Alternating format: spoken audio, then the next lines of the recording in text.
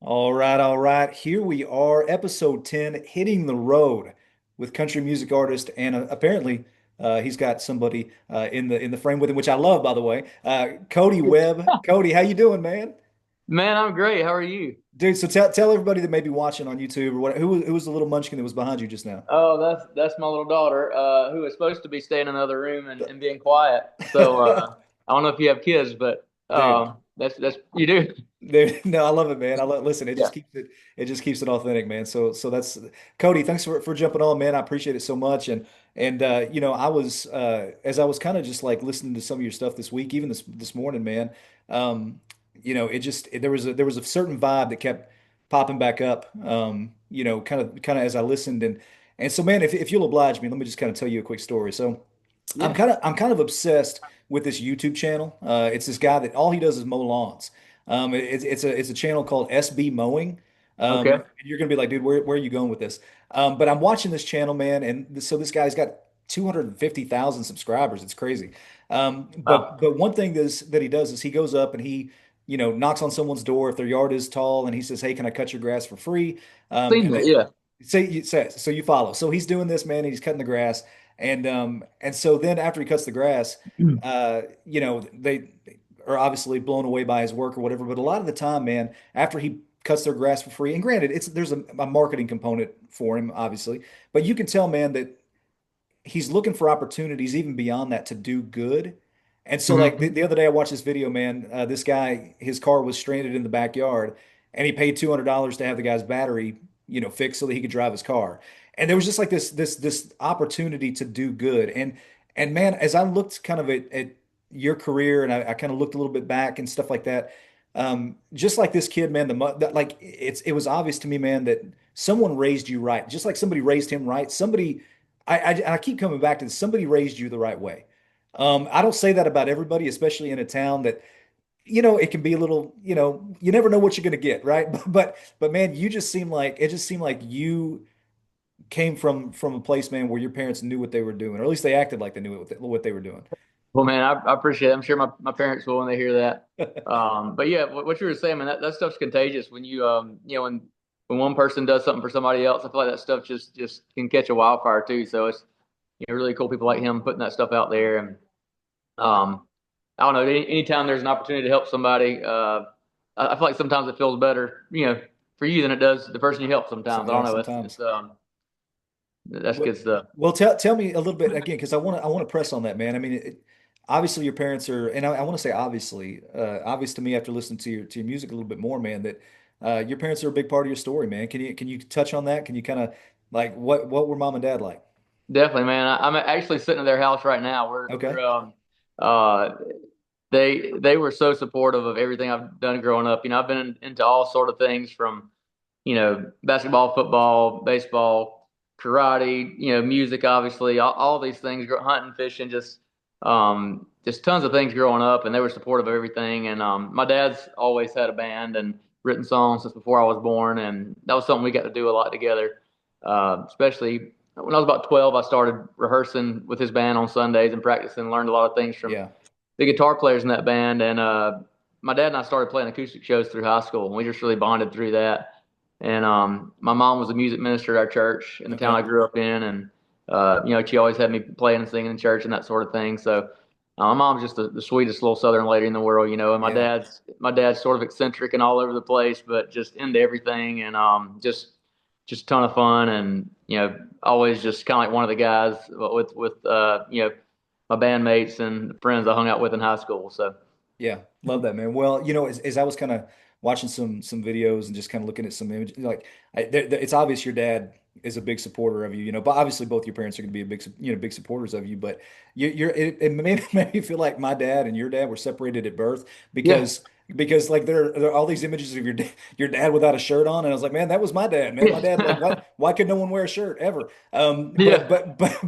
But you could tell that your dad's just a big supporter of you, and you mentioned like when you guys early on, you were 12 or whatever, you were playing with him, you were gigging with him. And like, Mhm. was he gigging like regionally? Was he gigging like, what did that look like? I mean, before I was born, he was. playing a lot, but he was working full time after I was born, and they'd play, I'd say a dozen shows a year locally, Okay. within an hour or two of here, festivals, things like that. And the first show I ever played with them was basically a hometown festival, the next town over. And it's cool because that moment's kind of come full circle, and we got to headline the Yeah. festival a few years ago, and um, but uh, but yeah, man, he was into tons of stuff with me growing up, and speaking of never wearing a shirt, like I feel like we never had the he never would run the air conditioner in our house growing up, so it was always Yeah, totally. burning hot during the summer. So you basically didn't have a choice. It's like you can sweat through five shirts a day, or just Yeah. not wear one. Yeah. No, that's exactly right. Dude, I'm from Texas. And so like anytime, my dad felt like cranking the air on, it was 102 degrees or whatever. If the door cracked at all, man, he would say that we're cool in Texas. Yeah. But yeah, yeah, man. All that to say, man, let me ask you, like you kind of talked about your mom a little bit too. She's the one that she gets you kind of started, with instrumentation or was it like a kind of a, your mom and your dad at the same time, just kind of pressing that and Yeah, well, I encouraging? guess my mom's ultimately responsible because I mean, her and my dad dated since like sixth or seventh grade or something. But Nice. she was a music major in college, and she taught my dad his first few chords on the guitar. And she doesn't really play guitar; she just knows a few chords, and she plays piano.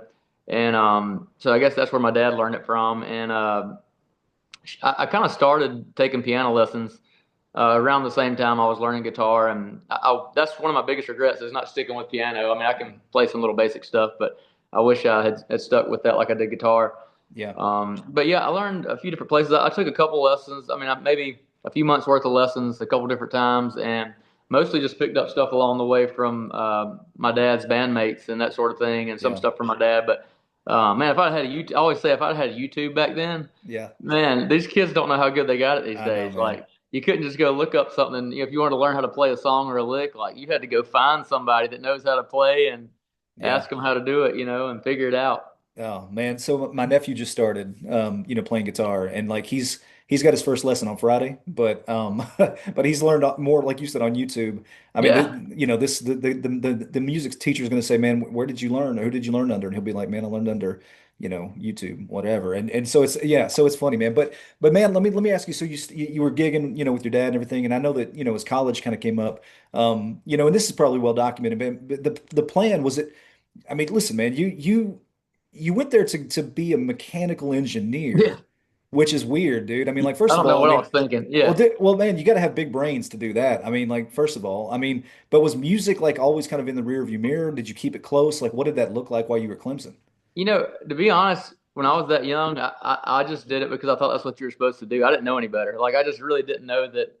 I mean, I don't regret it. I love my time at Clemson, and I mean, I played 188 gigs my senior year there. And I don't know. I was in the library all week and out gigging Thursday, Friday, Saturday, sometimes Sundays. Yeah, And man, I had a blast there. I don't. I had no idea what I was doing, to be honest. I didn't. I sure. didn't know what doing music meant. I'd never visited Nashville until my senior year at Clemson, and I was not smart enough to be a mechanical engineer, and I didn't know that. Like in high school, I thought, man, I'm good at math. I can do Yeah, this. I got to Clemson. I learned real fast. I was not near as good at math as I thought I was, yeah. and yeah, there's still a couple classes I just to this day don't know how I got through them. Oh But man, yeah, totally. it's definitely a strange path. But to be honest, I just had no idea. I was like, man, these people, mechanical engineers, they make good money. I can find a Sure. job, and I don't know how it happened. Really, it just kind of did. Yeah, man. So, I mean, because you kind of, I mean, if and I was looking a little bit early. I mean, you interned a little bit even after college. I mean, was it something like okay, I'm gonna, like you said, maybe I can make some good bank, maybe I can try this out. But was it just like, man, mu music just feels like the right, button to push instead? Yeah, I did two internships at Savannah Riverside, and yeah, one was survey, and I worked with a surveyor a few years in high school, so I was pretty familiar with that, and that was okay. The second summer I worked in mechanical engineering design, and to be honest, I didn't do anything but sit at a desk all summer, and I think they just gave me busy work, just to, Yeah, and man, I was miserable. I was like, I can't do this. totally, totally. Um, so yeah, I mean, I was playing shows that whole time, and obviously the music thing was a lot more fun. And I mean, Yeah, really, I was probably making better money playing music than the yeah, internships. But I don't know. After college, I just was like, man, if I don't do it now, when am I going to do it? And Yeah. my wife and I moved to Nashville, and I actually stayed here for a year and a half. Saved up as much as we could. I lived with my parents for a year and a half after college, and saved every dollar I could, and Yeah. moved to Nashville and did that whole thing for about 10 years. So Sure. Well, and so when you, I mean, obviously, because that's, listen, that's what, you do. I mean, even I'm watching even like, because if Texas country is a lot different than, just kind of more mainstream country, but you're seeing even like Texas country guys, a lot of them are even kind of migrating up, towards Nashville. I mean, yeah, but I'm just saying, like that's kind of the plan wherever you're doing music, whether you live on the East Coast, West Coast, like if you're wanting to do country music, you migrate to Nashville. It's just what you do. yeah. And so when you got there, did you have established relationships already, or were you just, is it something you had to build as soon as you got there? And how did that come together?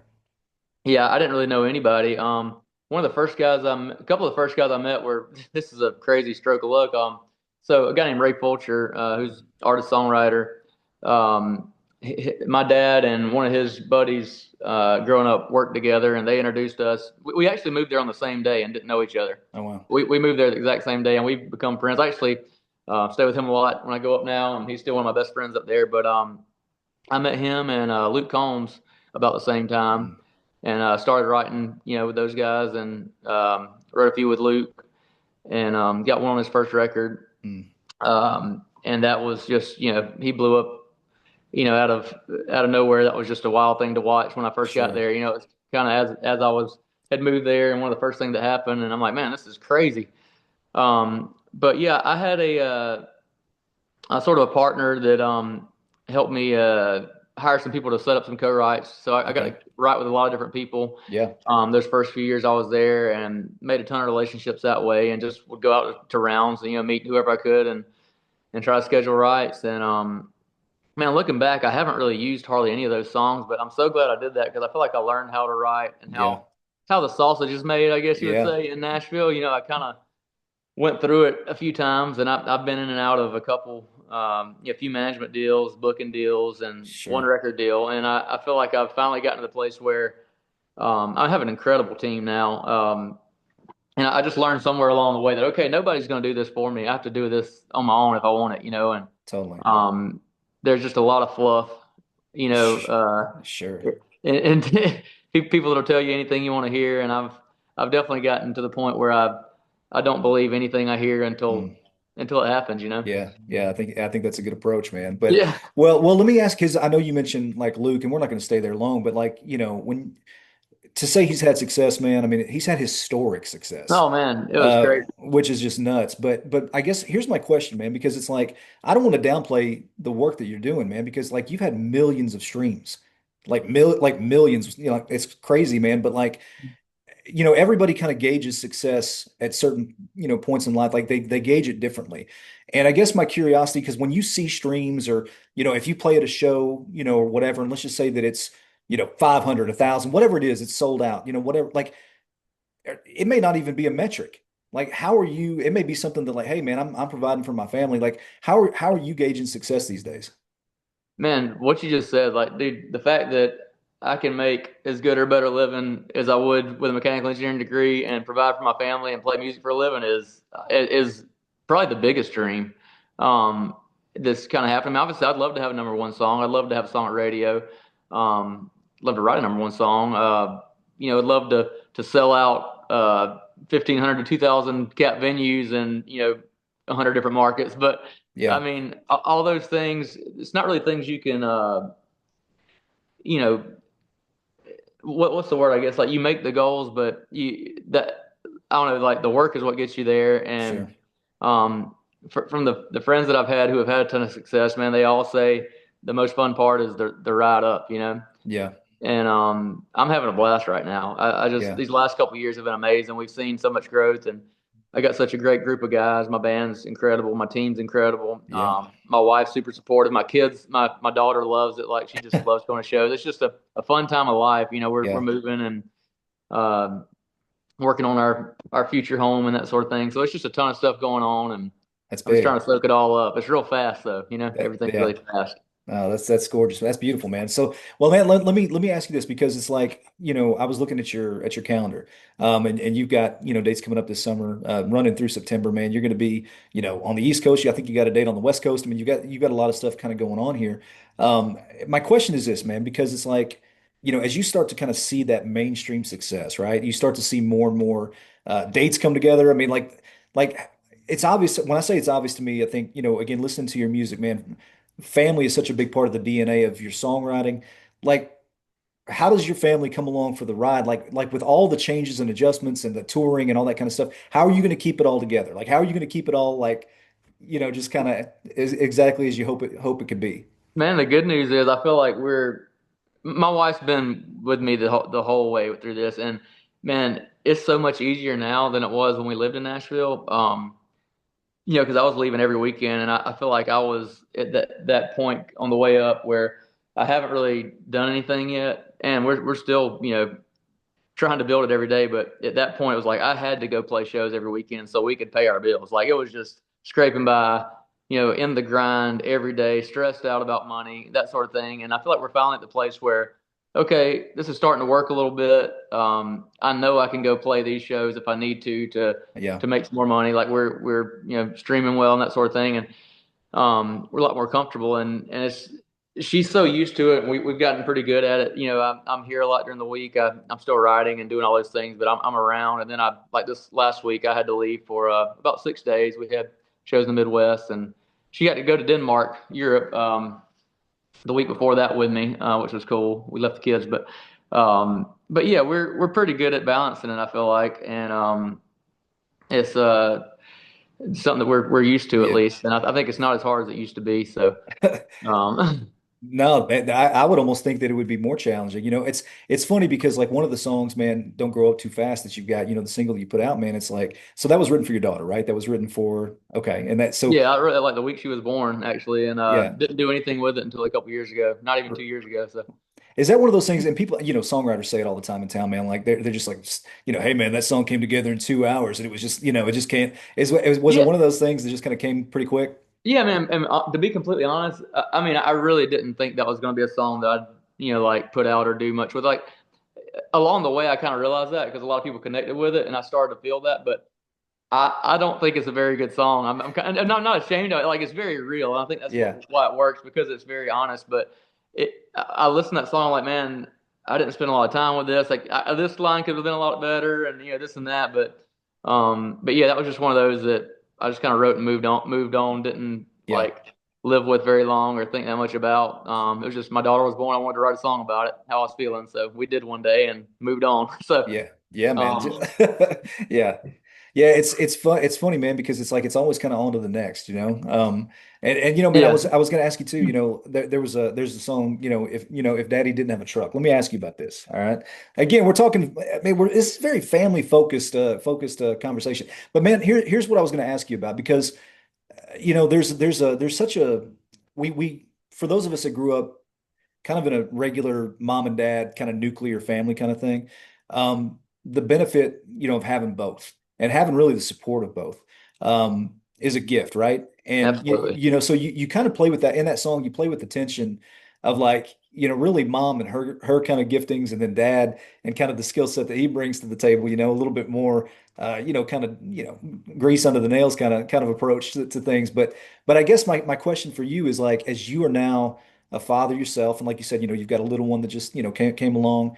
How do these things impact you as a dad, the way that you parent, and as a songwriter, are you always kind of looking for those little snapshots as a songwriter that like, hey hey man, I'm gonna tuck this away for a later time. Oh, absolutely, man. I keep a little, book of notes in my phone just when little things happen or somebody says something. And man, being a parent has definitely given me more song ideas than anything that's happened in my life. I feel like, and there's just so much life happening right now. So lots of things to write about. But at the same time, I got to be careful because I can't write every song about my daughter and every song about my wife. And Sure, so we, sure. we just finished a record, and you know that's the world I'm living in right now. I'm like completely submerged in this, being a dad, being a husband, and like, doing all those things. So, it's definitely a different world than I was in when I moved to Nashville. So if you listen to songs I wrote 10 years ago, they're just totally different songs than what I'm doing now. But Sure. I'm still trying to pull from different parts of my life. This record, man, I don't want to say we nailed it, but I'm like so proud of the way that my producer was a huge help on this, like figuring out what songs we needed. And we did this about a year ago. Like, here's what we want to write for this record.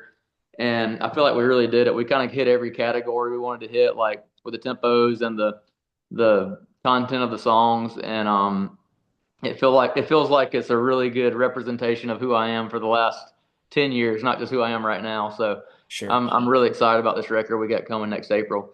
S- But I feel like I got sidetracked there for a second. But No.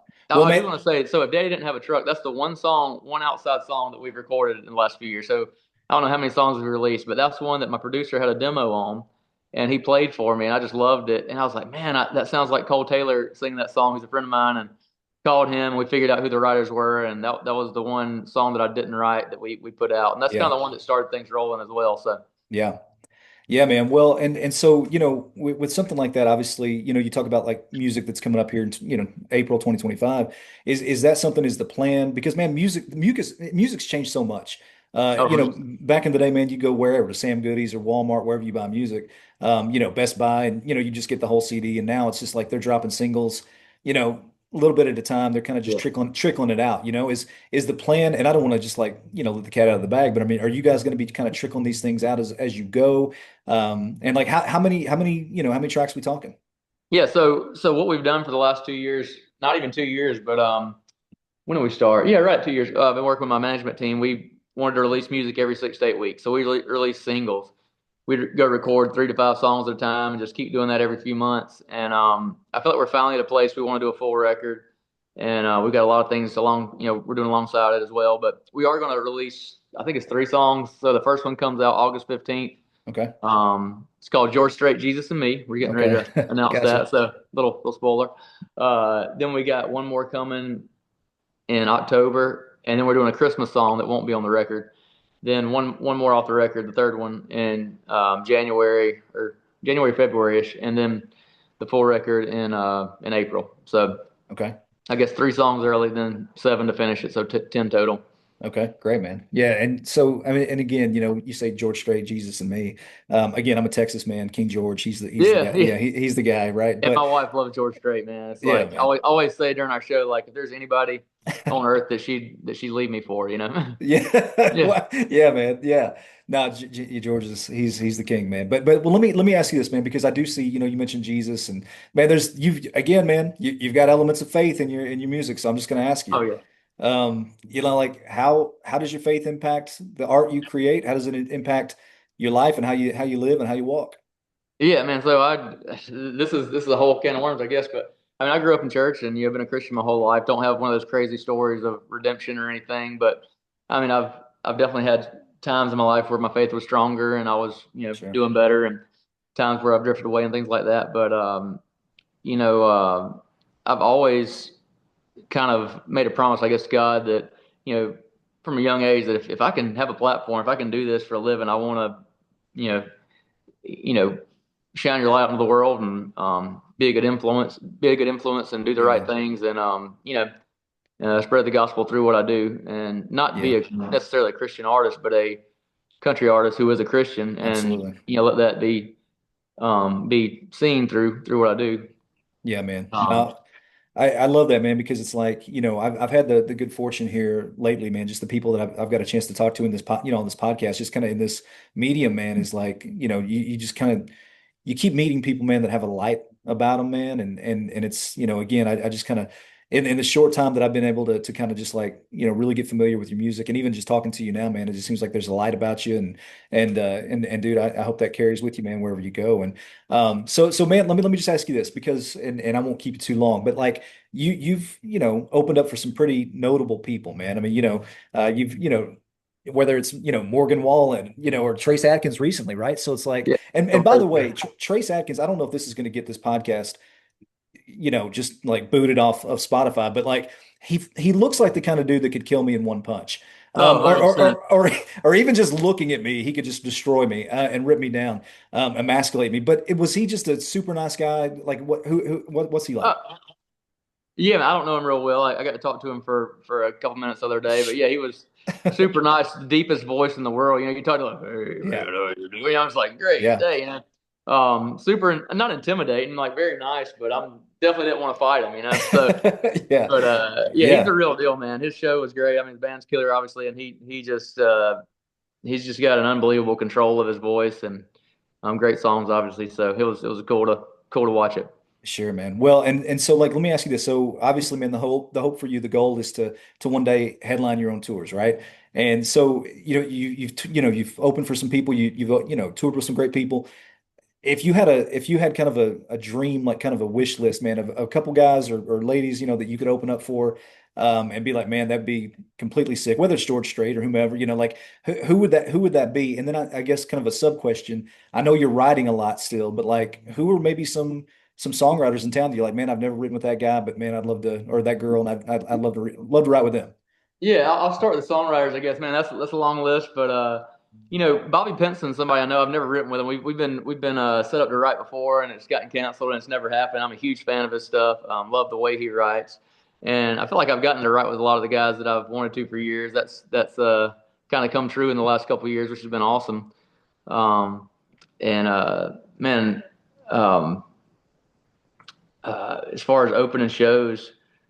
I mean, Eric Church is kind of what got me Mm, into, I guess, really wanting to write songs and make me feel what I felt. Those first couple records, Sinners Like Me and in Carolina, yep. man, I wore those things out in college and just remember just listening to those in my truck and being like, man, I want to figure out how to write songs like this and like make people feel what I just felt. Yeah. It'd be really cool to do show with him. It'd be cool to do a open for Luke. I've done shows like songwriter shows and stuff with him Mm. years ago, but see that come full circle would be great. Would love to go out and do a tour with him at some point. What was the other part of the question? It said the writers, Not, the yeah, artists. the artists that you want to open for, and yeah, the songwriters. Well, let me ask you this. I mean, who have been some of your favorite co-writes? Like, if you're just like, man, I love writing with this person. Like Oh who's man, that? yeah, yeah. So I had a good little run with a guy named Larry McCoy. We wrote a bunch of stuff that we put out the last couple of years. Been writing a lot with Martin Essler this year. He wrote some of my favorite songs. Guy named Adam Wheeler. We've written some great ones Mm, this year. Aaron Goodman. He's a lot of fun. We've been writing some crazy songs. Nicole Witt, Matt McClure, who's producing me. He's mm. been on most of these writes.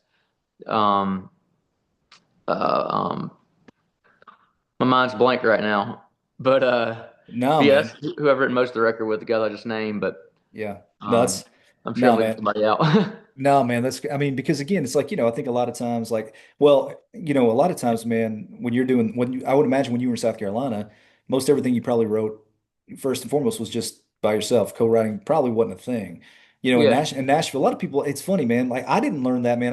When I was, kind of a kid, I flipped over a Vince Gill record and I saw that there was like, it was a five-way right or something like that. yeah, And I was like, what is this? I was like, surely Vince Gill wrote this song. He didn't. It yeah, was a, yeah, it was a five-way right. But I think a lot of people don't necessarily know, hey, this is the way yeah. sometimes Nashville does it, man. And so like it sounds like you've had the good fortune to get with some people that challenge you and push you and make you better at what you do. And Sure. so yeah, absolutely, man. Well, Well, I was lucky to go ahead. no, you're good. You're good. I say I was lucky, and my dad wrote tons of songs when I was growing up, so I was surrounded by that, and it's kind of like just what you do. And I definitely wrote a lot of songs before moving. I say a lot, maybe like 12, which then felt like a lot. Which that's what I Sure. did in a week or two, when I moved there. Yeah. But there was a guy named Trent Jeffcoat who lived in Nashville for about 10 or 12 years, who moved back to South Carolina about the time I was getting ready to move there. So we met about every other week for probably a year and a half before I moved, and I learned so much from him Mm. just because he knew how Nashville worked, and he was a great writer, and I wrote a bunch with him. And also a friend of mine, Doug McCormick, who moved there about 3 years before I did and went to Clemson. Mm. We used to do shows together, and he was kind of a mentor as well. So I had a little bit of help before I got there, and that really allowed me to not show up completely clueless about what was going on when I got there. So Yeah. Yeah, man. Well, it's a tough town, man, and it's good to have people to help you navigate it, you know. And man, Sure. so tell you what, we won't keep you, man. I just wanted to let you know I appreciate you very much, and just taking the time to do it. And man, if you get off, I know you mentioned your parents are somewhere lurking around. They're somewhere Yeah. maybe doing something, drinking sweet tea. I don't know what they're doing, but if they're around, man, tell them. Again, man, it seems like they raised a good one, man, and Man, just that means a ton. yeah, it comes across, man, and not only your music, but even this conversation and who you are, man. So we'll be pulling for you, man. Looking forward to the record in April. And Yeah, man, just if you want to, just kind of just give us a heads up. Let us know when it's about to drop, man. And for sure. but dude, yeah. Yeah, you keep in touch too, man. If I can do anything for you, just give me a holler. Oh And man, yeah, just really appreciate you having me on. absolutely too kind, man. Well, man, we'll catch you next time, and we'll talk to you soon. Okay, All take right, care. Thank thanks, you. Cody.